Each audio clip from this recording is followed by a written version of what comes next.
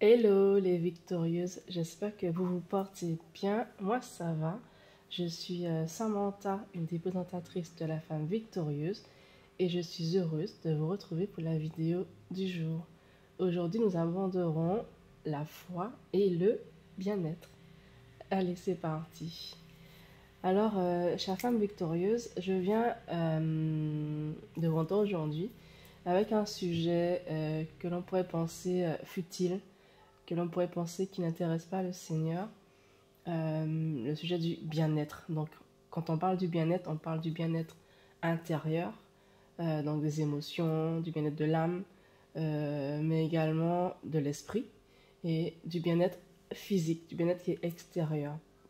D'une manière générale, on a tendance, comment dire ça, on peut avoir tendance à négliger son corps, à négliger son être, à négliger son intérieur, alors que Dieu nous dit dans sa parole, bien-aimé, je désire que tu prospères à tous égards, comme prospère l'état de ton âme.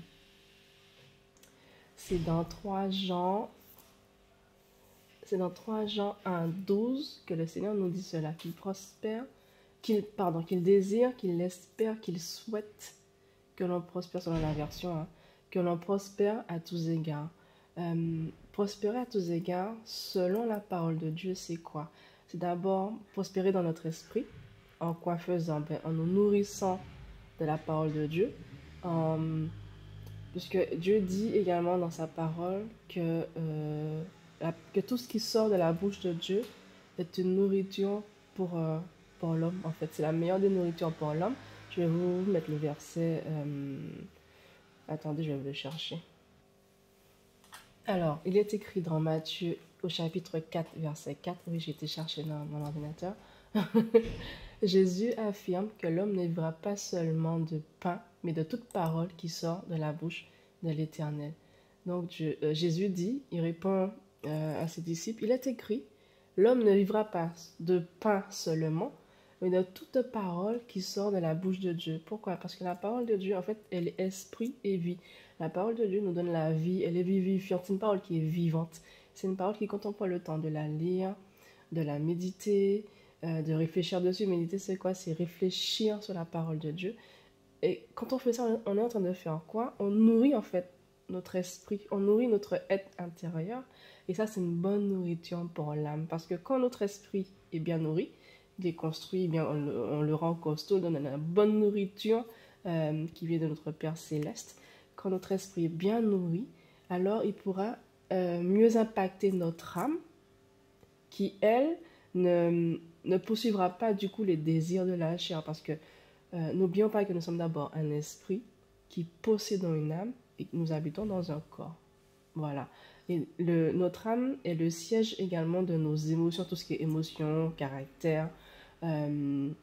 C'est le siège également de tout ce qu'on a pu vivre depuis notre naissance. Donc les bonnes comme les mauvaises choses, tout ce qui est situation de rejet, les traumas, etc. Tout ça se retrouve dans l'âme.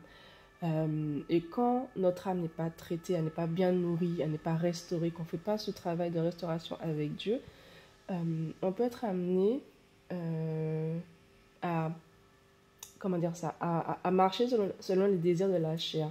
La chair, elle n'aime pas, par exemple, lire la parole de Dieu. La chair a tendance je ne sais pas si on a tendance à tomber facilement dans la colère, mais ça, c'est les œuvres de la chair. Et c'est pourquoi, en nourrissant notre esprit, qui lui va impacter, va dire à notre âme, non, non, tiens-toi bien, il y a la colère qui se présente, mais tu ne vas pas tomber dedans, tu vas rester bien droite dans le chemin que Dieu a tracé pour toi, c'est-à-dire dans manifester les fruits de l'esprit, donc l'amour, la paix, la joie. Je regardais, il y a eu un coup de vent là au niveau de la fenêtre, excusez-moi. Manifester le fruit de l'esprit, tout ce qui est l'amour, la paix, la joie, la bonté, la bénignité, la tempérance, le pardon, la maîtrise de soi. Tout ça, c'est le fruit de l'esprit. Et la colère n'en fait pas partie. Et du coup, donc la parole de Dieu est une bonne nourriture pour notre esprit qui impactera, comme j'ai dit, notre âme et nous permettra donc de marcher correctement de mener une vie en fait qui plaît à Dieu. Voilà. Et effectivement, en fait, quand nous prenons le temps de bien nourrir notre esprit avec la parole de Dieu, avec des temps d'adoration, des temps de louange, des temps de méditation. Donc quand nous faisons ça, nous faisons prospérer notre âme par la croissance de notre esprit, tout simplement. Et quand notre âme va bien, cela se ressent sur notre éclat extérieur. Enfin, il y a un éclat extérieur, mais qui vient d'abord de notre intérieur. Et donc, prendre soin de ça, de soi, pardon, donc le bien-être, ça fait d'abord, commence d'abord par la nourriture de notre être, je vais y arriver, par la nourriture de notre être intérieur, et cela ressort sur notre physique, voilà, sur notre être extérieur à ce moment-là. Et maintenant, on va aborder la question du physique. D'accord? On va voir on va voir dans la parole de Dieu pourquoi notre corps, qui même si quand nous repartirons auprès de notre Seigneur, donc à notre mort, notre corps il redeviendra poussière. Ok. Mais pendant que nous marchons sur terre, puisque pour le moment nous sommes vivants sur la terre des vivants, donc sur la terre, notre corps, qui est le temple du Saint-Esprit, notre corps est important pour Dieu. Avec notre corps, Dieu nous demande de l'honorer, nous demande de le servir, il nous demande de prendre soin de ce corps qu'il nous a donné. C'est comme, on va prendre le cas d'une voiture. Une voiture, pour qu'elle puisse rouler d'un point A à un point B, on lui met de l'essence. Si elle n'a pas d'essence, elle ne pourra pas avancer. Et ben, c'est pareil pour le corps. Bien nourrir notre corps, de la même manière qu'on nourrit bien notre esprit, est important. D'accord? Dans le livre de la Genèse, je vais vous lire Genèse au chapitre 2, verset 7. Alors, la parole nous dit, « L'Éternel Dieu forma l'homme de la poussière de la terre. » Je reprends. « L'Éternel Dieu forma l'homme de la poussière de la terre. Il souffla dans ses narines un souffle, et l'homme devint un être vivant. » Donc ici, chère femme victorieuse, ce sur quoi on va se focaliser, c'est le mot « forma ». L'Éternel Dieu forma l'homme de la poussière de la terre. Donc Dieu a pris le temps. Il a pris la terre, avec la rosée qui tombait sur la terre à ce moment-là. Il a fait de la boue, d'accord? Et avec cette boue-là, il nous a formé un corps. Je ne sais pas si vous imaginez, Dieu a pris le temps de former un corps qui a, il y a 2 mains, 2 bras, chaque main a 5 doigts. Dieu nous a minutieusement formés. Vous voyez, la gestation maternelle, une femme, quand elle est enceinte, sa grossesse, elle dure 9 mois. On peut se dire que c'est long, mais en fait, 9 mois pour former un être humain, c'est juste incroyable, c'est merveilleux. Par exemple, le premier organe qui se forme dans l'embryon, il me semble que c'est le cœur. À vérifier, mais il me semble que c'est le cœur. Et le cœur, c'est quoi? C'est quelque chose qui est précieux pour Dieu. Dieu nous demande quoi? Il nous demande de nous soumettre à lui. Il nous demande notre cœur pour pouvoir le servir. Il nous demande de l'aimer, de l'honorer, de l'adorer, de tout notre cœur et de toute notre force, de tout notre être aussi. C'est l'un des premiers commandements dans la Bible. Et par exemple, le corps, est-ce que vous savez combien d'os on a dans le corps humain? On a plus de 200 os. Dieu a pris le temps de nous former à chacun plus de 200 os. Je sais pas, je trouve ça tellement beau, tellement incroyable comment Dieu a été minutieux quand il nous a formé ce corps qui nous demande dont il nous demande de prendre soin en fait, parce qu'il nous dit aussi que notre corps est le temple du Saint-Esprit. En fait, quand on devient enfant de Dieu, quand on accepte Dieu, donc Jésus comme sauveur et Seigneur, quand on l'accepte, quand on lui dit Seigneur, j'abandonne ma vie, j'abandonne mon passé, je te suis, je reconnais que j'ai mené une vie de péché, une vie qui était loin de toi, je ne veux plus être loin de toi, je veux te suivre toi, donc je te fais mon Seigneur et je t'accepte comme sauveur également. Quand on fait ça et que Dieu met en nous donc son esprit, dans la personne du Saint-Esprit, et qu'on devienne une seule chair, un seul esprit pardon, avec le Saint-Esprit, notre esprit fusionne avec l'esprit du Saint-Esprit qui vient habiter en nous. À ce moment-là, notre corps est littéralement, non seulement spirituellement, mais littéralement le temple du Saint-Esprit. D'accord? Mais oui, alors j'ai noté dans 1 Corinthiens au chapitre 6, verset 19, Dieu nous dit, ne savez-vous pas que votre corps est le temple du Saint-Esprit qui est en vous, que vous avez reçu de Dieu et que vous ne vous appartenez point à vous-même. Donc en fait, quand on devient enfant de Dieu, on ne s'appartient plus à nous-mêmes. Le Saint-Esprit, en fait, comment dire ça, on lui laisse toute la place, on lui donne notre cœur, on lui donne tout. Et donc, on ne s'appartient plus à nous-mêmes. Du coup, on n'est plus libre, en fait, de faire ce qu'on veut dans notre corps. C'est pourquoi il nous dit aussi, toujours dans le livre de Corinthiens, fuyez l'impudicité, fuyez toute conduite immorale, fuyez, en fait, tout ce qui n'est pas honorable et bon et droit aux yeux de Dieu. Et le corps, donc, qui est le temple du Saint-Esprit, c'est quelque chose qui a du prix pour Dieu. C'est quelque chose qui a de la valeur pour Dieu. Parce qu'avec notre corps, mais on peut le servir. C'est pourquoi il dit, bien-aimé, je désire, je souhaite, je veux que tu prospères à tous égards, comme prospère l'état de ton âme, et que tu sois en bonne santé. Et donc, prendre soin de notre corps, donc faire attention à ce que l'on mange, à ce que l'on boit,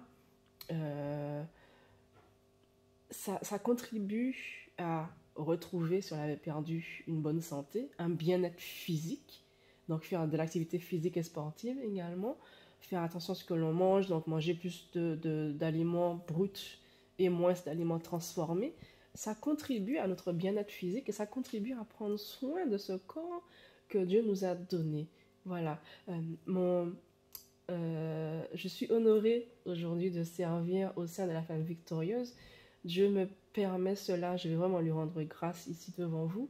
Et Dieu me permet également, m'a permis cette année d'entrer dans mon ministère, qui est un ministère donc, qui s'appelle Une femme de valeur. Je vous mettrai le lien dans la description de cette vidéo. C'est un ministère où Dieu m'appelle à partager sa parole autour de ce qu'est une femme de valeur, premièrement, mais aussi autour du bien-être. Voilà, du bien-être donc physique, bien-être émotionnel, bien-être mental, le bien-être de l'âme, le bien-être de notre esprit, le bien-être de notre corps, le bien-être d'une manière générale. Voilà, je vous mettrai le lien, comme je vous ai dit dans la description de la vidéo. Et je vous invite à vous abonner pour pouvoir suivre en fait le travail que le Seigneur me permettra de faire avec lui, pour vous édifier, vous encourager à prendre soin de votre corps. Et comment dire ça? Prendre soin de son corps également. Vous savez, Dieu aime ce qui est beau. Dieu, c'est un roi. Nous sommes des reines, parce que nous sommes des enfants de Dieu, donc des princesses, des reines. Nous faisons partie en tout cas de la royauté, du royaume de Dieu. Un roi n'est pas négligé, ne se néglige pas, il ne néglige pas son apparence. D'accord? Dieu ne nous appelle pas à faire de notre apparence une idole. Non, non, loin de là, c'est pas ça. Mais c'est vraiment en prenant soin de ce corps qu'il nous a donné, eh bien, nous rendons grâce à Dieu, nous honorons Dieu. C'est une manière également de l'adorer. D'accord? Je n'ai pas toujours été une femme qui prend soin d'elle. Voilà. Je n'ai pas toujours été une femme qui fait attention à comment elle s'habille. Je n'ai pas toujours été une femme non plus qui marchait dans la pudeur. Mais quand Dieu m'a touchée, et il a d'abord fallu un travail de restauration donc de mon âme, voilà, de mon être intérieur, pour comprendre ma valeur, pour comprendre que, hey, Samantha, tu n'es pas n'importe qui, tu es la fille du roi, la fille du Seigneur des Seigneurs, la fille de Dieu Tout-Puissant. Et du coup, Dieu m'a amené petit à petit, c'est un processus, il y a des femmes qui grandissent dans ça, gloire à Dieu, dans un foyer où la maman a pris le temps de leur montrer c'est quoi être une femme féminine, une femme élégante, etc. Je n'ai pas eu ça, voilà. Et du coup, Dieu, maintenant, il me prend par la main et il m'amène vers ça. Il m'amène à comment dire ça, à connaître en fait la douceur qu'il avait mis en moi depuis qu'il m'avait formée dans le sein de ma mère, justement, à manifester cette douceur. Il m'apprend également à être féminine. Oui, Dieu m'apprend à être féminine parce que j'étais plutôt, comme on dit chez nous, grosso modo, voilà, une femme bligidip. Une femme bligidip. Et du coup, non, maintenant, avec Dieu m'apprend en fait à manifester cette douceur qu'il a mis en moi, à manifester pardon, cette féminité qu'il a mis en moi, cette femme de valeur que je suis. Et là où c'est assez marrant, c'est que Dieu est passé par ma fille, ma petite fille, pour me faire me rendre compte de cela. Quand je l'observe, en fait, quand j'observe ma petite fille, je vois ses manières, ses gestes, ils sont tout doux, tout élégants. C'est une petite fille, donc elle aime beaucoup les robes, elle aime beaucoup le rose. Avant, c'était une couleur que je n'aimais pas du tout, que je détestais. Le rose, pour moi, c'était synonyme de... C'est peut-être un mot qui est fort, mais c'était peut-être synonyme de faiblesse, de femme qui n'est pas forte, de femme qui n'est pas joke, comme aux Antilles. Hein. On aime bien dire ça, femme potomitan, mais non, Dieu ne nous appelle pas à être des femmes potomitan, ni à être des femmes joke, pas du tout. Là où, si vous voulez, mon âme avait été déformée dans le sens où je croyais que la douceur, c'était être faible, eh ben, Dieu a remis ça en ordre par ses enseignements, par les temps de prière que j'ai eu avec lui et par sa grâce. Et maintenant, je sais, je crois et je comprends que la douceur, c'est une force. Et qu'à travers la douceur, Dieu peut nous amener à impacter, à influencer toute une génération. Voilà. Et je disais que par rapport à ma fille, voilà, là où je n'aimais pas du tout le rose, et bien Dieu m'a amené petit à petit à aimer le rose, à voir la beauté qu'il y a dans cette couleur, qui représente pour moi la douceur, qui représente la féminité. Ça a commencé par le rose gold. Je suis tombée en amour pour cette couleur. Et au fur et à mesure, Dieu m'a amené plutôt vers le rose poudré, qui vraiment pour moi symbolise la douceur. Le rose poudré, ça rapproche un peu du blanc, donc tout ce qui est rose, blanc, voilà, c'est la douceur, la pureté et la féminité. Voilà, c'est quelque chose que je n'avais pas avant de connaître Dieu, que je n'avais plus en tout cas. Je pense que petite, j'aimais bien tout ce qui était robe, jupe, et puis comme les petites filles, la couleur rose.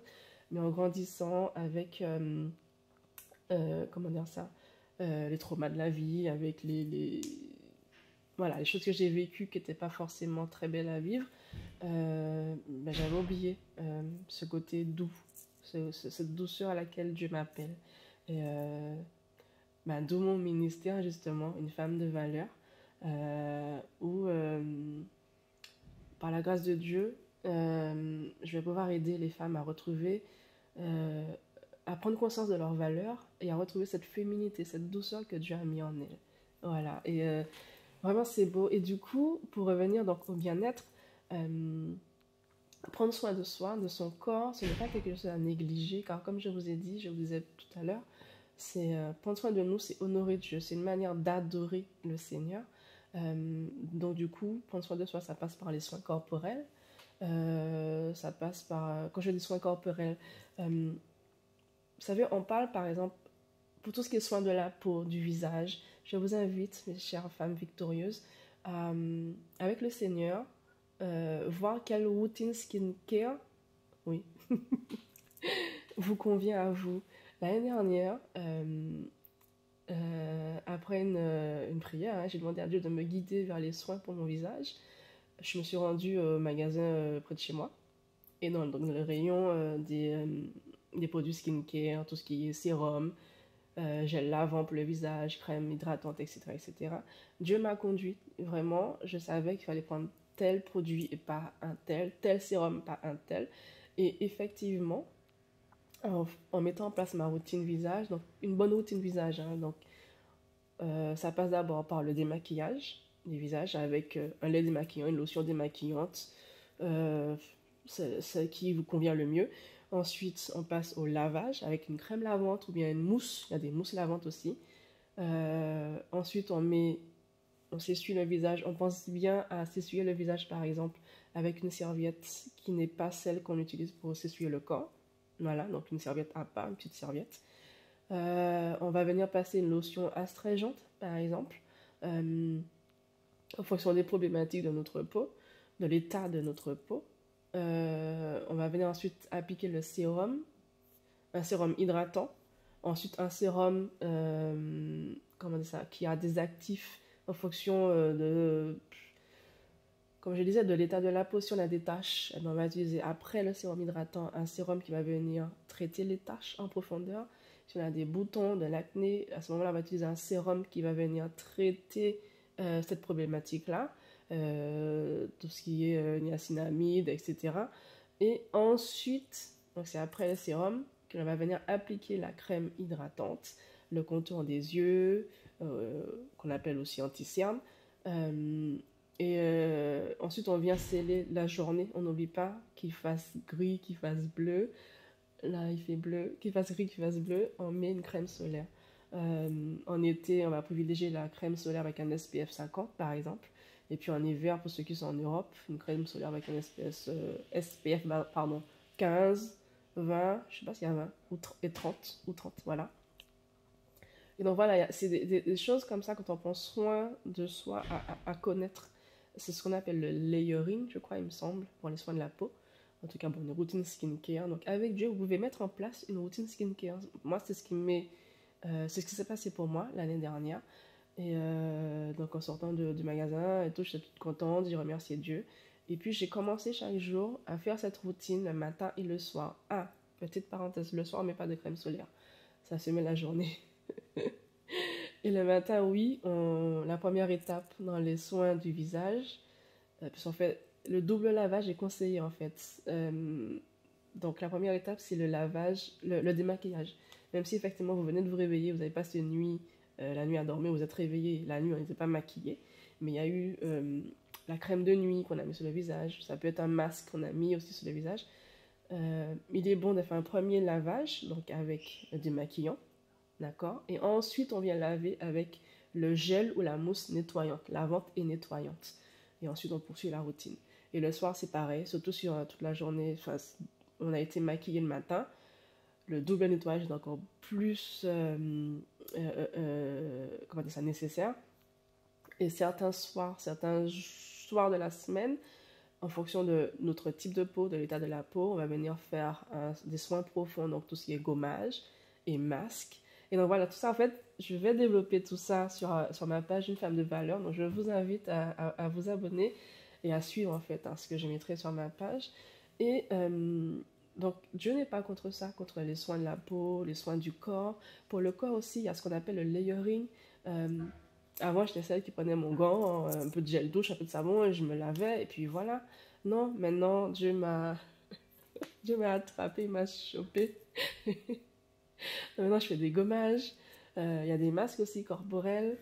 Par exemple, pour le lait de toilette, la crème, donc crème hydratante, que je ne choisis plus n'importe comment. Je ne prends plus n'importe quelle peau de crème pour mettre sur ma peau. Je choisis en fonction des saisons, puisque bon, en ce moment j'habite en Europe, en France pour être plus précise. En hiver, je ne vais pas utiliser la même crème que celle que j'utilise en été. En hiver, elle va être plus riche, plus nourrissante, plus épaisse. Et en été, elle sera... Excusez-moi, il y a du bruit, je suis au bureau. Et en été, elle sera plus légère. Elle va être nourrissante aussi, mais elle sera plus légère. Et donc voilà. Donc les soins, le bien-être, ça passe par là. Et en fait, quand on prend soin de soi, j'ai remarqué que au début, je ne comprenais pas pourquoi Dieu me faisait faire tout ça. Je me disais, ouais, bof, je n'ai pas besoin. Je prends ma douche tranquillement comme tout le monde. Je mets mon lait de toilette. Avant, j'utilisais juste un gel pour nettoyer mon visage, un peu de crème et puis c'était bon. Non, mais j'ai remarqué qu'en faisant ça, en mettant en place une routine de soins, que ce soit pour mon visage, pour mes cheveux, les cheveux aussi, ça c'est un témoignage. Dieu m'a amené dans les soins pour mes cheveux, soins pour mon corps, ben, j'ai vu que ça, comment dire ça fait partie de la féminité déjà, bon, ça fait partie déjà des gens de la propreté, mais ça m'aide également dans ma féminité. Les soins des ongles, avant je faisais... Avant que mes ongles étaient, comment on dit, vernis ou pas, j'étais blip, je vous ai dit, j'étais blip, j'étais grosso modo. Et maintenant, ben, aller au salon ou bien faire mes ongles, même à la maison, ça me met en joie. Je suis bien, je me sens bien. Alors qu'avant, je n'y accordais pas du tout d'importance. Et enfin, je ne me rendais pas compte de la valeur de ça, de prendre soin de soi.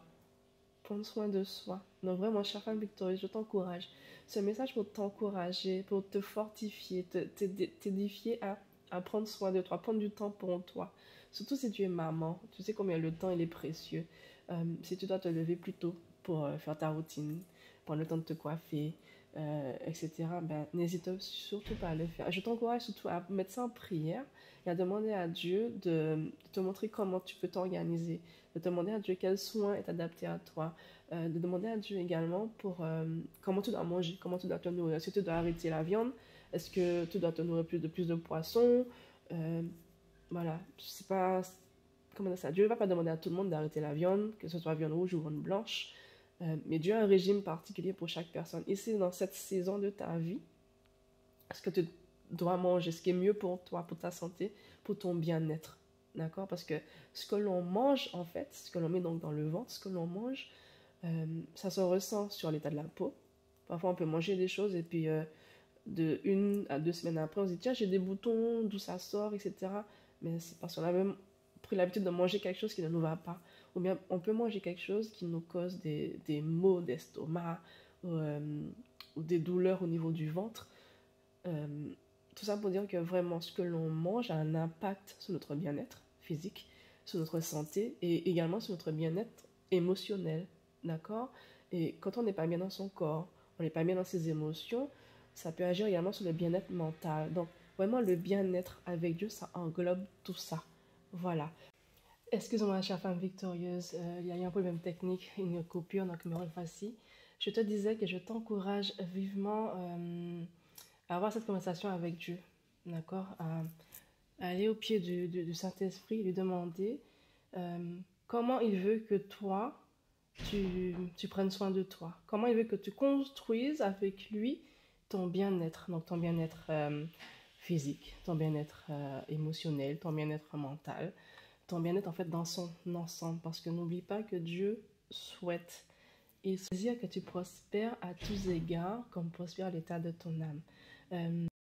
Excuse-moi, chère femme de valeur, ça a coupé, je n'avais plus de mémoire sur mon téléphone. Donc je te disais que je t'encourage vraiment à prendre du temps avec Dieu pour savoir ce qu'il veut, lui, pour toi, pour concernant tes soins corporels.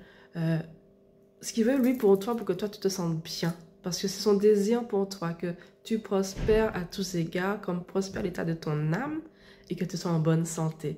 Donc, je t'encourage à demander à Dieu, à voir avec Dieu, avec le Saint-Esprit, comment il veut que tu travailles à ton bien-être. Parce que ça se travaille, c'est un processus. Moi, ça fait 1 an que Dieu m'a amené dans les soins capillaires, qui m'a montré, qui m'a révélé ce que je dois utiliser pour mes cheveux. Il m'a montré comment je dois prendre soin de ma peau, comment je peux prendre soin de mon visage et comment me nourrir également. Voilà. D'ailleurs, me concernant, ça fait 1 an que Dieu m'amène amené sur le chemin, en fait, sur mon processus à moi pour construire avec lui mon bien-être à tous les niveaux. Voilà, que ce soit émotionnel, que ce soit mental, que ce soit physique. Et moi, ce qui m'amène dans mon ministère, justement, une femme de valeur, c'est aider les femmes à se rendre compte de leurs valeurs, aider les femmes à se rendre compte de la part de féminité que Dieu a mis en chacune, de la douceur qu'elles ont en chacune. Et ce que Dieu me demande, c'est de les amener justement à se rendre compte qu'elles ne sont pas n'importe qui, qu'elles sont des joyaux, des précieux diamants pour Dieu. Et que de la même manière que Dieu prend soin d'elles, donc de nous, Dieu nous demande de prendre soin de nous. Dieu fait sa part, mais on doit faire également notre part. Et Dieu me permet également, par rapport à l'alimentation, il m'a amené sur un chemin en fait pour mieux m'alimenter, pour atteindre un bien-être physique, donc physiologique, et retrouver une santé, une bonne santé et la conserver pour pouvoir bien vivre, mais aussi bien vieillir. Bien vivre et bien vieillir, pardon. Et du coup, Dieu m'amène également toujours dans le domaine du bien-être, à accompagner les personnes à se remettre en santé par rapport à leur alimentation, par rapport à l'activité physique et sportive.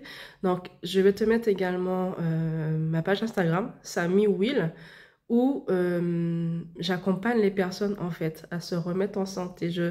Je fais un suivi, un bilan d'abord physiologique avec les personnes que j'accompagne. Et puis je les suis en fait dans leur parcours de bien-être, de remise en forme. Que ce soit pour perdre du poids, que ce soit pour prendre de la masse ou simplement prendre soin de soi en fait. Avant de perdre du poids et, et prendre de la masse, pardon, l'objectif c'est de prendre soin de soi. L'objectif c'est d'être bien dans son corps. L'objectif c'est d'être en bonne santé.